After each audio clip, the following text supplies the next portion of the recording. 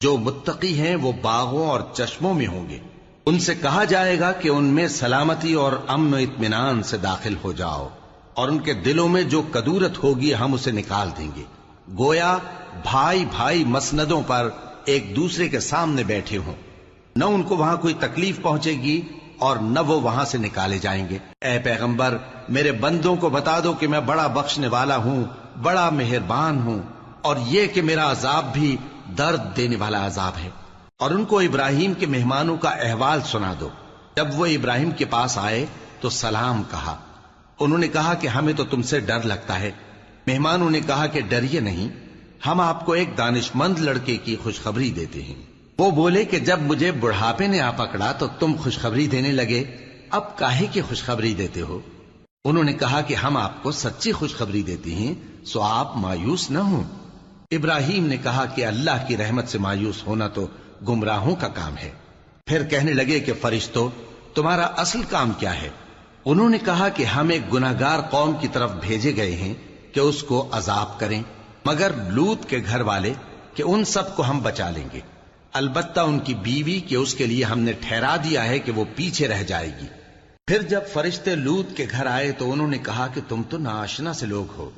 وہ بولے کہ نہیں، بلکہ ہم آپ کے پاس وہ چیز لے کر آئے ہیں جس میں لوگ شک کرتے تھے، اور ہم آپ کے پاس یقینی بات لے کر آئے ہیں اور ہم سچ کہتے ہیں۔ تو آپ کچھ رات رہے سے اپنے گھر والوں کو لے نکلیں اور خود ان کے پیچھے چلیں، اور آپ میں سے کوئی شخص پیچھے مڑ کر نہ دیکھے، اور جہاں آپ کو حکم ہو وہاں چلے جائیے۔ اور ہم نے لوط کی طرف وہی بھیجی کہ ان لوگوں کی جڑ صبح ہوتے ہوتے کاٹ دی جائے گی۔ اور اہل شہر لوط کے پاس خوش خوش دوڑے آئے۔ لوط نے کہا کہ یہ میرے مہمان ہیں، کہیں ان کے بارے میں مجھے رسوا نہ کرنا، اور اللہ سے ڈرو اور میری بے آبروئی نہ کرو۔ وہ بولے، کیا ہم نے تم کو سارے جہان کی حمایت و طرفداری سے منع نہیں کیا؟ انہوں نے کہا کہ اگر تمہیں کرنا ہی ہے تو یہ میری قوم کی لڑکیاں ہیں، ان سے شادی کر لو۔ اے نبی، تمہاری جان کی قسم، وہ اپنی مستی میں مدہوش ہو رہے تھے، سو ان کو سورج نکلتے نکلتے چنگھاڑ نے آ پکڑا، اور ہم نے ان بستیوں کو الٹ کر نیچے اوپر کر دیا اور ان پر کھنگر کی پتھریاں برسائیں۔ بے شک اس قصے میں اہل فراست کے لیے نشانی ہے، اور وہ بستیاں اب تک شام جانے والے سیدھے رستے پر موجود ہیں۔ بے شک اس میں ایمان لانے والوں کے لیے نشانی ہے۔ اور بن کے رہنے والے یعنی قوم شعیب کے لوگ بھی گناہگار تھے، تو ہم نے ان سے بھی بدلہ لیا، اور یہ دونوں شہر کھلے رستے پر موجود ہیں۔ اور وادی ہجر کے رہنے والوں نے بھی پیغمبروں کی تکذیب کی، ہم نے ان کو اپنی نشانیاں دیں اور وہ ان سے منہ پھیرتے رہے، اور وہ پہاڑوں کو تراش تراش کر گھر بناتے تھے کہ امن و اطمینان سے رہیں گے۔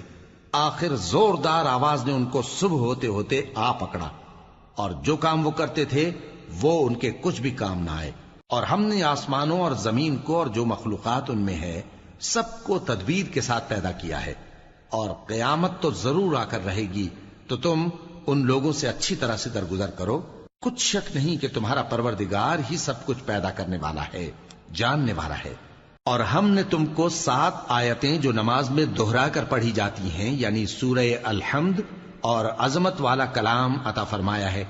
ہم نے کفار کی کئی جماعتوں کو جن کو فوائد دنیاوی سے نوازا ہے، تم ان کی طرف رغبت سے آنکھ اٹھا کر نہ دیکھنا، اور نہ ان کے حال پر رنج و غم کرنا، اور مومنوں کے ساتھ تواضع سے پیش آنا، اور کہہ دو کہ میں تو اعلانیہ ڈر سنانے والا ہوں، اور ہم ان کفار پر اسی طرح عذاب نازل کریں گے جس طرح ان لوگوں پر نازل کیا جنہوں نے تقسیم کر دیا، یعنی قرآن کو کچھ ماننے اور کچھ نہ ماننے سے ٹکڑے ٹکڑے کر ڈالا۔